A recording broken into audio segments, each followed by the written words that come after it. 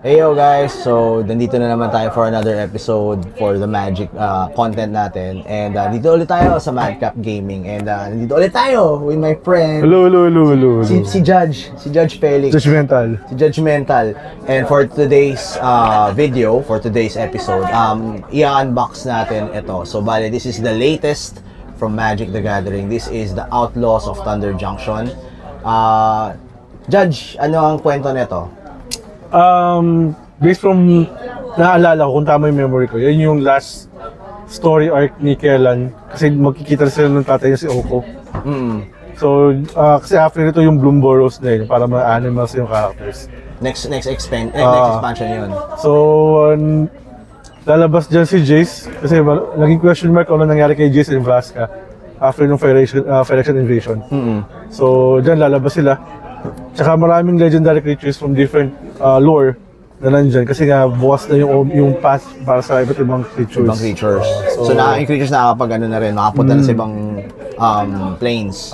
So yun, maganda yung set. Yun, as we open the set, makikita natin yung mga new mechanics tsaka yung mga characters na nandyan from different sets. Tsaka yung mga bagong characters din. Ang gusto ko dito sa set na to, yung mga wanted style ng art cards nila. Very interesting yung ano nila. So, ayun. Hindi ko na tatanungin yung mga ano kasi madadaanan naman natin. So, let's unbox this right now. Okay, so buksan na natin to. Natanggalan namin yung plastic. So, ito yung art. Hindi na siya kumikinang-kinang sa camera. This is the art. This is a play booster from Magic the Gathering. So thank you, Magic. Second set na may play booster, the first one was Murders at Carl of Man. Oh, that was a few ago. So ayan. Feels like 2 years. It feels like 2 years. Oh nga, no, parang 2 years na ba? Kasi Judge, the honors. So yun, let's open. So yung play booster, this contains 36 packs. So very similar sa draft booster. Kasi ano to draftable set siya. Kung hindi kayo familiar, before merong draft booster tsaka set booster. Sabi nila para may problem daw, kaya in-address nila yun. Kaya ito, nangyari na yung ganitong setup na play booster lang. Setup, yung play booster. So ito yung first 12 packs. First 12. So let's see kung ano meron dito. And kung makikita nyo, iba yung setup namin, pero nandito pa rin kami sa Madcap. Busy lang sa taas, kaya dito kami. Mas maganda, mas malamig dito. Yun yung importante, ang init eh. Yung card, art card ni Oko. Pakita ko lang, Desert Land card type. Isa sa mga bagong, hindi man bagong card type, pero relevant siya dun sa set. Kaya initially introduced sa Amonkhet. Basta. Kindly proceed to your last 5 turns. Ito yung parang newspaper something. Yeah, yung parang wanted bounty art style ano nila. So itong mga set na to, yung mga sa ganitong frame, mostly reprints to. So yan. Next one na notable dun sa pack is si Loot. Ito yung nakalagay sa expansion set is big. So epilogue pack or epilogue set siya. Nagsimula yung epilogue sa Aftermath. So nagkaroon kasi ng mga feedback doon sa Aftermath na set. Kasi parang daw binenta pa separately. So ang ginawa nila, kasi binenta separately, i-introduce na lang doon or i-include na lang doon sa pinaka-pack ng Outlaws of Thunder Junction. Tapos isa pang rare dito. Hindi naman ganun ka-notable yung card, pero gusto ko lang pakita yung mount na mechanic. What is mount? Ang mount is similar doon sa crew na mechanic na pwede ka mag-crew ng artifact vehicle. When you do, magiging artifact creature siya. Ito, pwede mong i-mount yung animal na may mount. So basically, sumakay ka sa kabayo. So ito yung visual equivalent ng ano. Ito yung horse mo. Or kung anong animal na, kasi ito dismount siya. So yun yung first pack ng natin for Outlaws of Thunder Junction. Again, yung loot, yung notable card dito. So yun. Next one natin. And kung medyo maingay yung background namin, talagang this is a busy weekend para sa mga MTG players. So, kung nasa Laguna kayo, banda, South, tapos gusto nyo mag-Magic, just visit Madcap Gaming here. Saan na to? McLean Building? McLean Center. McLean Center. So, madaling tandaan, Die Hard. So, yun lang. So, next art card natin is Cruel Ultimatum. Yun. This card. was first released sa Alara Reborn, yung card niyan. Ito yung special treatment nila sa mga extended art card. Nandun yung set symbol, yung basic land symbol. What makes it special? Just the art Tawag lang. nila full art, special daw. So parang 1:1 aspect ratio yung ano niya. Or almost 1:1 aspect ratio. Mas malaki na yung parang wala na halos na ano. So yeah, ito, cool. Yung sa mga special treatments nila before na parang hindi na special kasi lagi nang ginagawa. Hindi na. Magic, ano ba yan? Do better. Tapos yung rare natin for this set is si Akul, the Unrepentant. Yan, so ito natin. Hindi naman siya ganun ka-pricey pero limited one po kayo. Okay. Uncommon or Rare siya, rare card. Walang interesting na ano sa set na to is yung mga outlaws na tinatawag. Yung outlaws, mga creature type siya, ginroup siya into one. So, rogues, mercenaries, assassins, warlocks. So, para siyang yung party 2.0 kasi nung sa I believe Baldur's Gate nagkaroon ng party mechanic or basta isa sa mga D&D set na nagkaroon ng mga party. Ang mahirap doon sa party kasi kailangan mo mabuo yung party yung apat. hindi gagana pagka hindi Pag hindi buo yung apat. Ito, as in talagang hindi gagana or pwede naman mag-function yung team pero ano? hindi gagana yung pinaka-party kasi kailangan complete yung party mo. So yung ano niya hindi siya aandar. Pero yung ito kasi classification lang yung outlaw ka ba. So kung may mga cards that cares for being an outlaw card, gagana ka agad kasi hindi niya check kung complete mo yung party mo. Tapos may benefits din yun. So ito isa sa mga bagong token for the set is yung map. So ang meron dito is yun nga kasi nag-explore sila, nag-harap sila ng mga treasure. Kaya may map. So how does that play into ano? How do they play this? Parang part siya na ano na when it comes into play ano siya, may artifact siya or there are some effects that create map. okay. And then you can activate it. Isa lang o maraming maps na ano? O isa lang to? I believe ito lang. Okay. So, para sila ginagawa if I'm not mistaken. So, hindi naman malakas yung card. Pinatawa ko sa pangalan eh. Kasi si Lonely Arroyo. I am sorry. We are not going politically. Pero yun lang. Sinabi ko lang yan. So, sa mga special treatment, yes cards, Hindering Light. Artifact or ano? Instant? Okay. Breaking news, no? Tama, di ba? Breaking news, yun. So, yun tawag dun. Yung rare card natin for this pack is Outcaster Trailblazer. Hindi siya riding an iguana. Special dito is yung plot mechanic. Yung plot mechanic is for this card, plot 2 in a green. You may pay 2 in a green and exile this card from your hand. So, alternative casting siya. Tapos, you can cast it as a sorcery on a later turn without paying its mana cost. So, parang kinas mo na siya on a later turn. So, yun. In advance mo na. So, naka-plot siya. Parang ano, parang siyang adventure. Similar to adventure yung plot. Or, Foretell. From Kaldheim. Tama, no? Foretell is from Kaldheim. Alright. So, yung next fourth pack natin, food token. What does the food token do ngayon? May same pa rin? Same pa rin naman. Ang alam ko, hindi naman nila binabago yung mga ginagawa ng mga tokens. So, pakita ko lang yung art ng forest. Kasi yung cute. Iba na naman. Iba na naman. So, yung mga bling ng bling kayo ulit. Journey to Nowhere. So, alam ko lahat ng may breaking news card. Lahat ng pack. Kaya it will depend on the rarity. Ito uncommon to. Okay. Pero most of the cards that were selected for breaking news is maganda naman talaga. Hindi uncommon. Starting with uncommon to rare. Pero lahat sila may ginagawa nung time nila when they were legal. Okay. So hindi siya basta card lang. Ito yung isa sa mga big cards. Same kay Loot.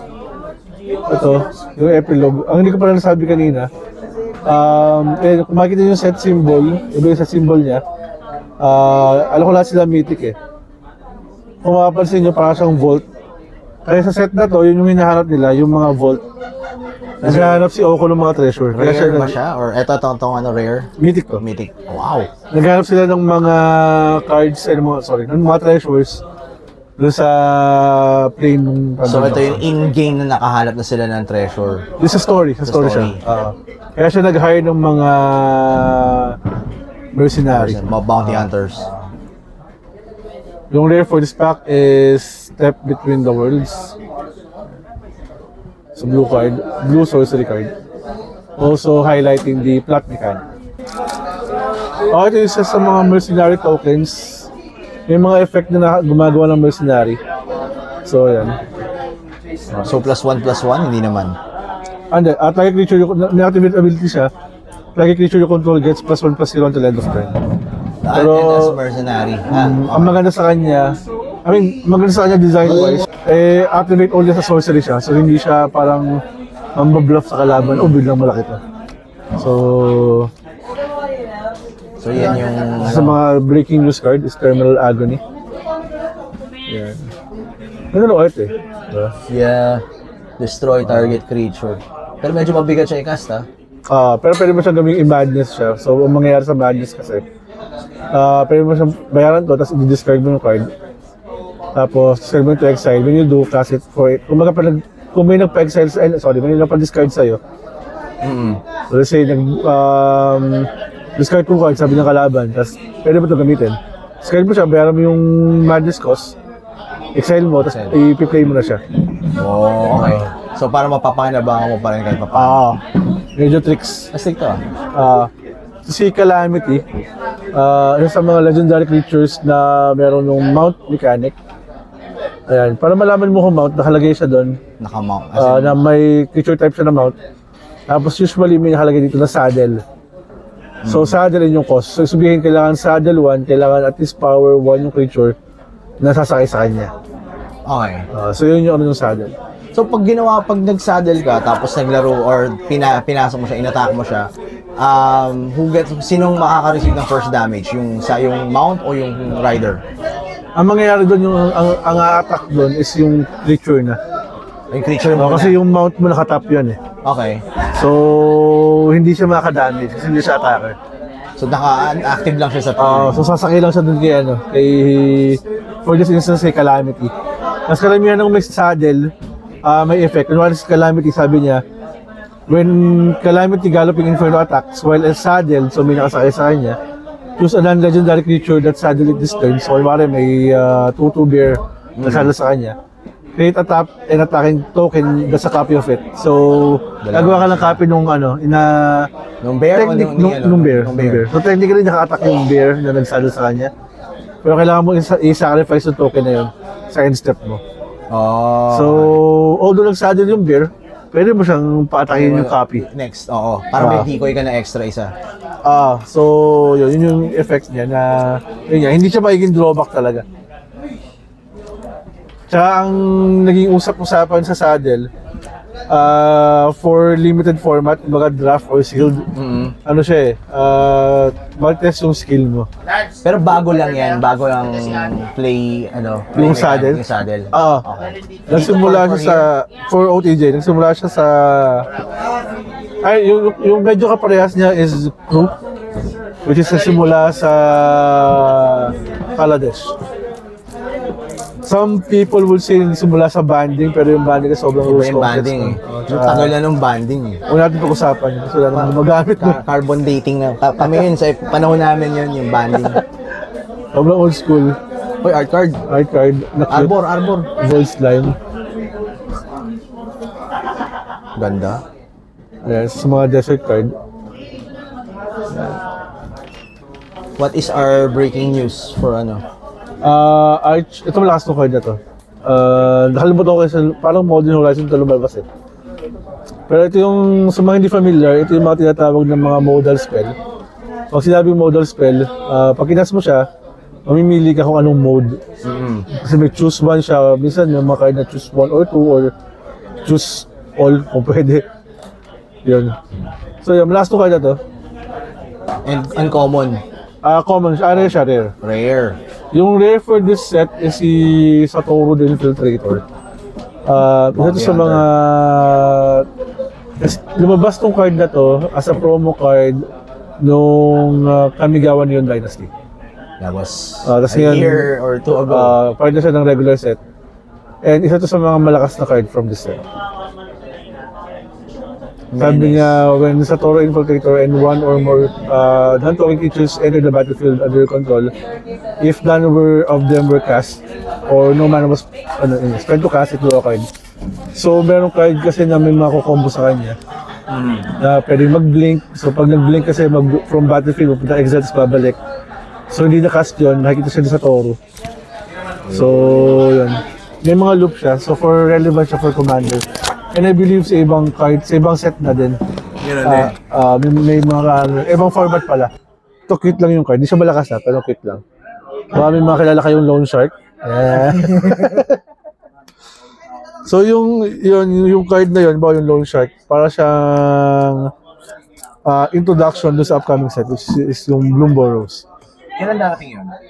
Alam ko siya yung pang Q3 dapat. While we're on the subject, may Assassin's Creed. Ano pang bukod sa Assassin's Creed? Fallout came out, tapos Assassin's Creed. I believe X-Men. 2025 pa yun, di ba? Tapos Final Fantasy, hindi ko maalala kung kailan. Basta, yun, kung, siyempre malamang naman may ibang franchise kayo na fan of. So, eventually, ganun ka na si Wizard ngayon. ganun siya ka-aggressive. Lupit nga eh. Kasi yung Marvel, hindi ko inakalang mangyayari kasi nga may sariling game yung may sariling game yung Disney, di ba? May sariling Lorcana. Hindi masyado mabenta. Ang alam ko kasi wala pang distributor sa Pilipinas. Sana meron na. Sana magkaroon na para medyo exciting yung game. Tsaka maraming siyang fan base na rin. Yung ating breaking news card is Essence Capture. It's a very good sideboard card. Ayan. Kung nakita nyo. Ganda. Uncommon siya. Yung rare for this set is Aven Interrupter. Ito blast ng card na to. Yung flash, basically pwede mo siya i-cast as an instant. Okay. Blast ng card na to. I don't think mahal siya kasi yung pinakamahal is Tiny Bones, pero Flying, hindi siya flying. Instant. flying. Flash flying siya.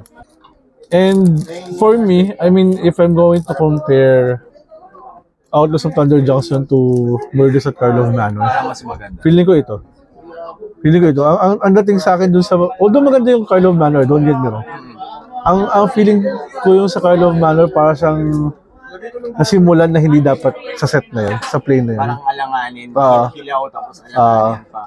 Although maganda siya kasi parang ano ba nangyari after yung invasion, ano nangyari sa mga Pero parang siyang pilit sa akin compared dito. Dito more thought of mas solid siya. yung gameplay.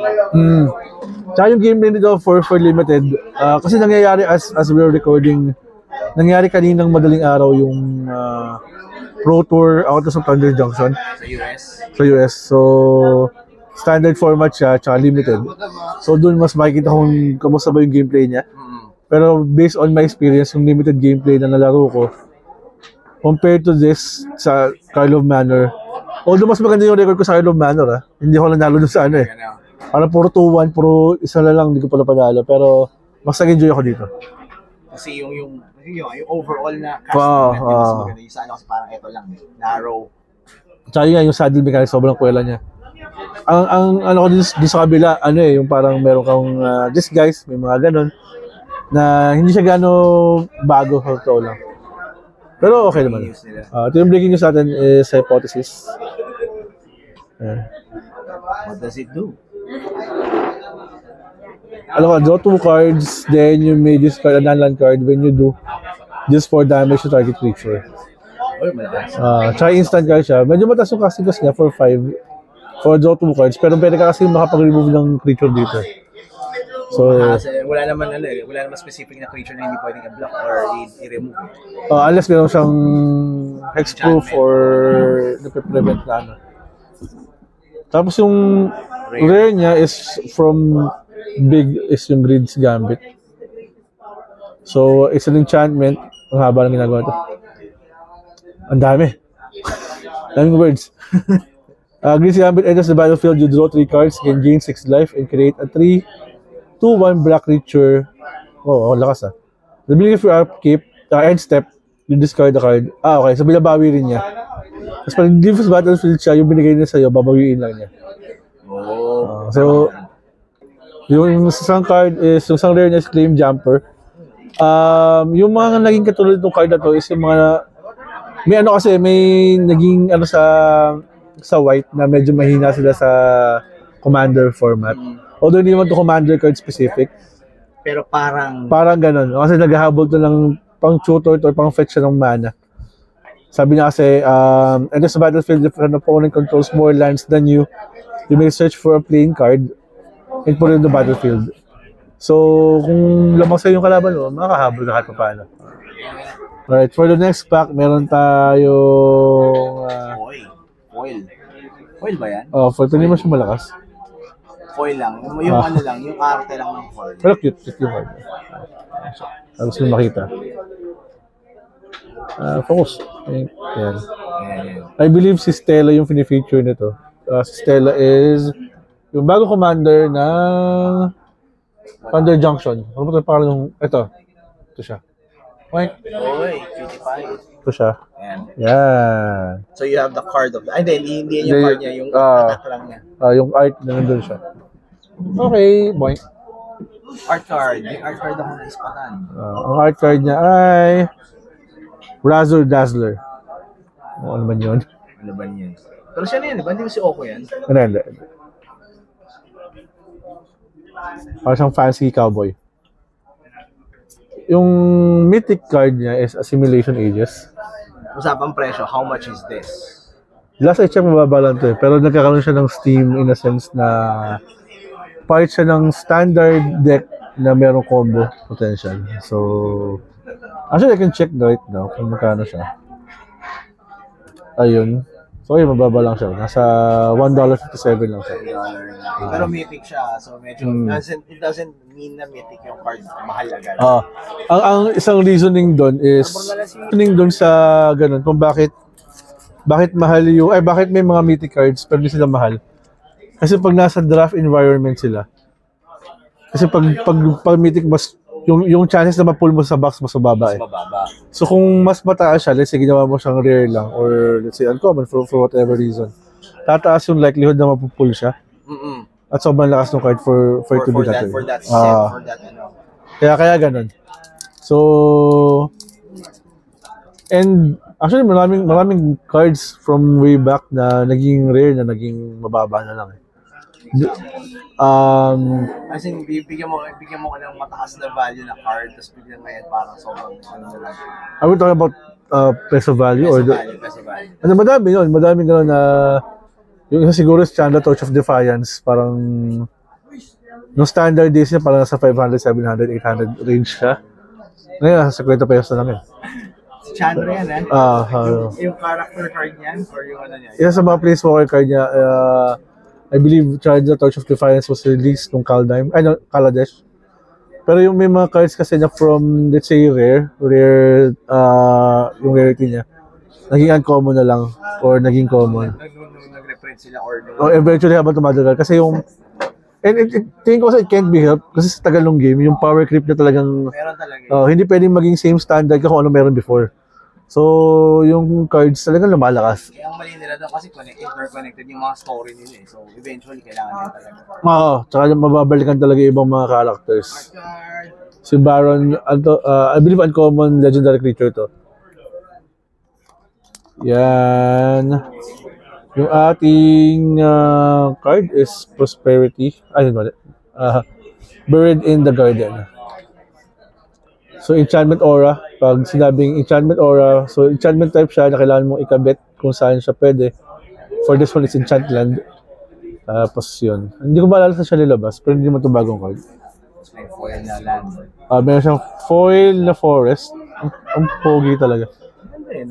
Actually, kahit sabihin natin parang paulit-ulit na parang hindi siya special.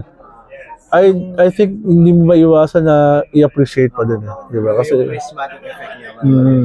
yung ganda naman talaga, kung hindi ka nagandahan dyan, iba ka hindi ka nagmamagic. So yun nga, sa mga nagbi-bling, good luck, bling kayo ulit. So yung rare card natin for this pack, ang pangalan niya? Caustic Bronco. So isa siyang creature, Snake Horse Mount. Whenever this creature attacks, reveal on the top card of your library and put it into your hand. You lose life equal to that card's mana value. So very black siya. You gain advantage by paying your life or kung ano man. Saddle ulit. Saddle siya. Yung mga may mount, saddle siya. Taka kung napansin mo, mas mataas yung saddle cost niya. Oo nga. Diba? So hindi siya fix, hindi siya lahat one, gano'n. Depende rin talaga sa ginagawa ng card. Parang ano din siya bring you up to your game kasi akala mo complacent ka na may saddle. Okay lang, Tapos biglang lalabas yung card na ganyan, yari ka. Kaya kailangan in a sense din siya para magiging resource management din. Oo. Diba? Kasi alam mo sa deck mo na may card na gano'n. At kailangan mo siyang magamit. So paano mo dadalhin yung ilang mana na yun? Kumbaga optimize ba na optimal play ba na i-saddle mo o i-attack mo na yung creature na yun, diba? Kasi okay naman siya as a character. As a creature card. So you have to decide. So 1, 2, 3, 4, 5, 6, 7, 8, 9, 10. 11 pack pala to. So, isang cute na token. Pagkala natin. Tokens. Okay. Human Rogue. Voted most likely to bring back Bandy. Si Bandy na naman. Wag na Lord. Terminal Agony. Ito yung kanina. We got that kanina. So uncommon card siya. Rare for this pack is another round. Ito ko lang. So, one interesting to note doon sa card, kung mapapansin nyo, may dalawa siyang X dito. Ibig sabihin, pero let's say, para 1 yung mangyari, kailangan pay ng 2. So, nahahati siya. So, exile any number of creatures you control and return it to the battlefield under its owner's control. Repeat this process X more times. So, kung gusto mong 5, kailangan mo ng 10. So, yun. Tapos sorcery speed pa siya. So, Oo nga. yun yung sa tricky part doon. And this is the last pack Last of the 12. of the 12 packs. So, sana Tiny Bones. Kasi yun yung pinakamahal. Yun ang pinakamahal, no? Yung pinakamahal. So, yun yung pinaka-cute. Vampire Rogue. Rogue na Vampire pa. Good luck na. Token yan o ano? Token siya, token. Savage Smash. Rule card siya, basically red-green. Tapos sabi niya, target creature you control gets +2/+2 at the end of turn. It fights target creature you don't control. Matic. Ang maganda dun sa mga target na word dito is meron bagong mechanic sa Outlaws of Thunder Junction, which is commit a crime. Okay, what is that? Ang sabi doon sa commit a crime, whenever you target something from your opponent, basically from their hand, from their library, or kahit sa stack, o sila mismo, you already committed a crime. Tapos may mga cards na pag sabi na you commit a crime, this happens. Ikaw magsasabi nun? Or nandun sa card? Nasa card itself. Isa to sa mga gusto kong card na nagharap ako ng promo kasi may deck ako na puro promo cards yung laman, pero ito siya. Railway Brawler, 5 to cast green creature. Reach Trample. Pag sinabing reach, it can block creatures with flying, kahit wala siyang flying.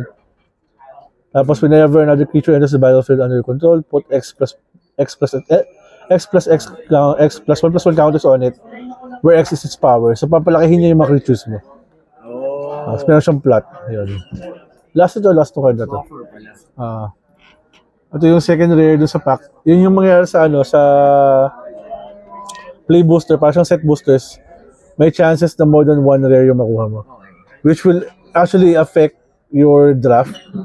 Kasi dati sa draft packs, usually isa lang unless may foil yung So, I think that affects the environment of Limited, pero overall, I think it's fine. Ito, pinapakita ko lang kasi ito yung malakas na mount cards.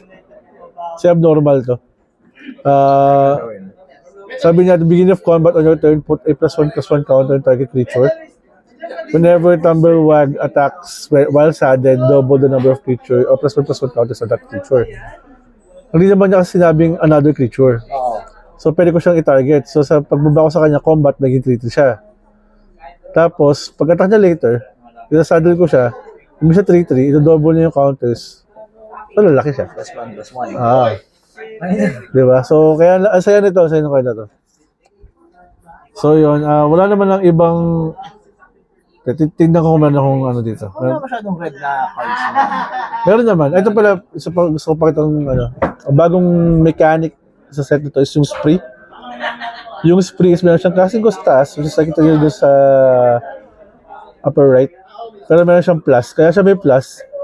Kasi mamimili ka by paying additional. Ayan. So, model spell siya. Where you pay 1. Kung makikita ba dito? Yan. So, you pay 1 and then mamili ka kung anong mode and you can pay all kung kaya mo. Doon ka na sa pay all. Kung kaya naman. If ever you do, kasi sabi niya, choose 1 or more additional cost. So, additional cost siya. Just for damage to target creature and destroy target artifact. So, pwede siya maging 2 for 1 na card. Instant card siya. Bombs away talaga. So, yun isa sa mga spree examples. Ito yung example ng commit na crime. Sasabi ko kanina. Yun. Sabi niya, whenever you commit a crime, you may pay black if you do return siya sa graveyard from the battlefield. So, let's say lang, for example lang, na ginamit, nasa graveyard ko siya, kunwari. Tapos, nag-savage yung mas ako. Let's say, meron akong creature sa play for demonstration sake lang. Kunwari lang dyan yan.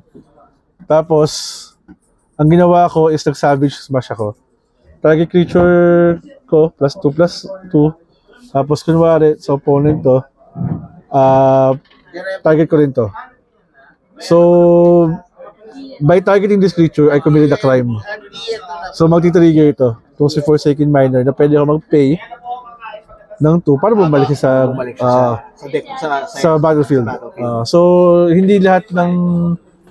kumbaga, iba-iba yung effect ng mga commit a crime. Pero it adds excitement na parang hindi mo ini-expect na, I'll commit a crime. Parang gano'n. Na counter you. may ginawa na ako sa'yo na could be very, hindi beneficial for you. Kasi pwede kong patayin yung creature mo. So I committed a crime and then something happened on my end pa. So I benefited from committing a crime. Sa card game, sa card game. Hindi po kami criminal. Disclosure natin yun. Bite po kami. Di po kami mangagaw ng burger. Baka elementary. So yun yung Outlaws of Thunder Junction. What's the we were talking about this parang before pre-production, pero what's the most yung si Tiny Bones, what does it do? Si Tiny Bones kasi hindi ko alam kung meron na siyang kung meron na siyang, pero siya yung rare, siya yung rare sa buong, siya yung mythic sa mga mythic na for the entire expansion. Isa sa mga currently nasa 29,028 cents siya. Pero that's in particular to the showcase version or yung wanted version ng card. Baka tayo na pull na gano'n eh. Yung may mga ganong treatment na card is yung mga nasa crew ni Oko. May ganyan din si Oko. Oko na rin leader. And ayun, so ito pala, may mga decks na siya. So relevant na siya sa zombies. Switch. Ayan. Video ko lang yan. Nasa tayo sa MTG stocks. Yes. So, tinatag ko naman sila minsan, pero yan. Ito natin sa MTG stocks kung anong mga decks usually kung saan siya nalalagay. Ideally. Actually, mga uploaded decks na to eh. So, sino mga gawa nito? Yun ang usually mga players na nag-upload lang din. Halo-halo eh. Ibang website yung makikita mo na Pero, from here kasi makikita mo kung may demand na yung card. And then you can check kung yung deck ba na yan is actually performing. Pero the card itself, I believe it's good. Kasi, if we look into the card itself, 1-2 kasi si Tiny Bones eh. So, yan. Kung iba yung frame mo sila, if makikita mo. Tapos, legendary creature, skeleton rogue siya, so feature doon sa outlaw. 1-1 lang siya, pero may death touch siya. So, that affects kasi kung ibablock mo ba to or hindi. Kasi nangyayari sa kanya, when Tiny Bones deals combat damage to a player, you may cast target non-land permanent card from that player's graveyard, and mana of any type, pwede mo i-cast. So basically, if let's say you play mono black, okay. Tapos yung card na nakita mo sa kalaban mo is red, usually hindi mo siya makakas. Pero sabi ni Tiny Bones, you can use any mana to cast that spell. So, nagkakaroon ng value yung card sa'yo na nasa graveyard ng kalaban. The more na meron siyang stack dun sa... It gets better. better. So, yun. Tingin ko, I don't think na commando yung reason kung bakit siya mahal. I really think na constructed format, yung... Tsaka kung iti-check natin, yung showcase niya is at 29.28. Yung regular niya is at 24.50. Okay. So, hindi malayo. $5 difference lang. Diba? So, kung iano ba natin na treatment ba yung pamahal? Hindi eh. Kasi mahal din yung yung regular card niya. Yung lang talaga yan. Tsaka yung wild card feel niya dun sa sa laro pag nagamit mo siya. So yun, if ever you plan to pick up Autos of Thunder Junction, syempre check your local game store since tapos na yung pre-order na to. But the product should have arrived already sa mga store. And how much is this? A pack would normally cost at least 300. Tapos if may... Meron ba kayo dito? Meron ba sa Madcap? Yeah. So kung hahanap kayo ng Outlaws of Thunder Junction, meron din dito sa Madcap. Kasi nga, obviously I play Commanders. If you, example, si Opo ba yan? Hindi, no? Hindi, actually, tuwan-tuwa ako dito kasi para siyang si Mando tsaka si... Oo nga eh. Biglang tingin. Pero tago din si Jimmy Wang Yang. Pero, blast nung kayo na to, pinapakita ko lang yung Commander product. Yuma? Si Yuma, parang Proud Protector. Kasi yun yung format na nilalaro ko. And I still think na siya yung good introductory sa mga new players. And good comeback product for older players. Kasi non-rotating naman yung Commander. Kaya okay siya. Pero syempre, kung gusto mo ng competitive play, then you have to build a standard deck, a modern pioneer deck, or if old school ka talaga gusto mo, legacy or vintage. As far as formats, kung saan siya nakaka-affect, I think it's already affecting standard and pioneer and modern. I'm not sure sa legacy kasi hindi ko pa nakikitaan ng Pero so far, compared to the most recent set na Card of Mana, I think this is better. Parting words. Parting words, marami pang products na lalabas ng Watch Seas, abangan nyo lang. Abangan lang. And kung old school player ka, sinabi na namin to before, pero if you think na yung ginagawa ng Watch Seas not helping the game, I think you should reconsider and rethink kasi hindi naman porque hindi ginagawa before is mali. Or tulad nito, westernized setting, parang weird. It will be weird kung tingnan mo yung lumang concept ng Magic. Na kung anong setting. Pero sobrang iba na rin kasi, it can't be helped. Kailangan nila mag-adjust kasi pag hindi sila nag-veer away from dun sa mga sa high fantasy style nila, people will get tired. Yun lang. Pero syempre, ang maganda naman kasi sa Magic itself is the gameplay never goes stale. When they feel na it's gonna go stale, may ginagawa sila, may bago silang element dinadala. So yung saddle, kumbaga, para siyang crew or sabihin nga, sige, para siyang banding before. How it evolved and how it is now. Actually hindi, mali yung banding. Pero ang sabi kasi ng ibang judges, it's either crew or enlist. Pero yung enlist kasi is more on combat. Tsaka lumabas yung parang origins yata. Pero the gameplay is ever evolving. Yun nga lang, siyempre padami yung cards. So mahirap siya mag-catch up for normal people. Which is understandable. So learn your kung hanggang saan yung budget mo. Be wise, be a matured adult. Yun lang. Follow niya si Felix for more details and more information on this. Where can they find you? I'm all over Laguna. You can find me here at Matchup Gaming. Usually every weekend I'm here. I'll be at, let me just promote some events if I Go could. lang, go lang. I'll be at Subok lang. It will be at Park Carl Malls, Parañaque.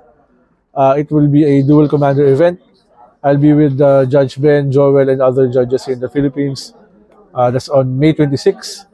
And I'll be at the regional championships on June 1 and June 2 Saan yan? Saan yan? sa Vira Mall. Makakasabak tayo sa Vira Mall nito. So yung regional championship siya for Southeast Asia. And there, more events to come. Support your local game store. Kung nasan ka man, support them by buying pack, buying any products that they have available, pre-ordering, help them keep the lights on. That's very important. Masarap naman maki-aircon, pero mas masarap ko. Mainit sa labas. Masarap din kung may ambag ka dun sa aircon nila. Tapos, ano ba? Also, I have a page, Pinoy Play Soccer. I do vlogs sometimes. And I mostly talk about Commander. So, yun lang. Thank you. Alright, thank you, Judge. See you guys and like and subscribe for more. See you more. Thank you.